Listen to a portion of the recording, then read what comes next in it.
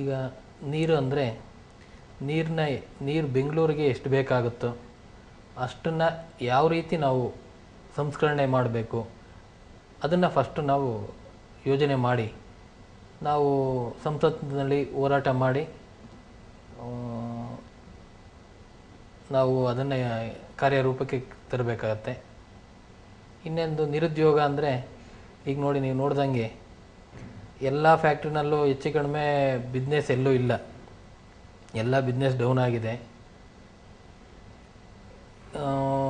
ಎಷ್ಟೋ ಕಂಪ್ನಿಗಳಲ್ಲಿ, ಸಾಫ್ಟ್ವೇರ್ ಕಂಪ್ನಿಗಳಲ್ಲಿ, ಸಣ್ಣ ಪುಟ್ಟ ಕಂಪ್ನಿಗಳಲ್ಲಿ ಕೆಲಸದಿಂದ ತೆಗೆದು ಮನೆ ಕಳಿಸ್ತಿದ್ದಾರೆ. ಈಗ ಅವರು ಕೆಲಸದಿಂದ ಹೋಗಿ ಅವ್ರಿಗೆ ದಿಕ್ಕೇ ತೋಚ್ದಂಗೆ ಆಗುತ್ತೆ. ಅವ್ರ ಜೀವನಕ್ಕೆ ಏನು ಮಾಡೋದು ಅನ್ನೋದೇ ತೋಚದಲ್ಲೇ ಬೇರೆ ದಾರಿ ಹಿಡಿಯೋದು ಉಂಟು. ಇದನ್ನು ನಾವು ತಪ್ಪಿಸ್ಬೇಕಾಗಿದೆ, ಇದು ನಮ್ಮ ಕರ್ತವ್ಯ ಆಗಿದೆ. ಆದ್ದರಿಂದನೇ ನಾವು ಇವತ್ತು ಈ ರಾಜಕೀಯಕ್ಕೆ ಬಂದು ನಾವು ಸಂಸತ್ಗೆ ಹೋಗಿ ನಾವು ಇವೆಲ್ಲ ಇವ್ರ ವಿರುದ್ಧ ಹೋರಾಟ ಮಾಡಿ ಅವ್ರಿಗೊಂದು ನ್ಯಾಯ ದೊರಕಿಸಬೇಕು ಅಂತ ಒಂದು ಪ್ರಯತ್ನ ಪಡಲಿಕ್ಕೆ ಬಂದಿರೋದು.